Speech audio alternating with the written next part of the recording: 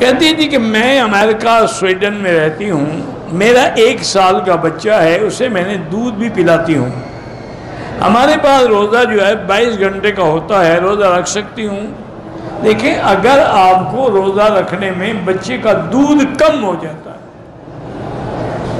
پھر تو آپ اس کو بعد میں قضا کر سکتی ہیں، لیکن وہ ٹھنڈا ملک ہے، وہاں تو پتہ نہیں لگتا 22 گھنٹے گزرنے کا۔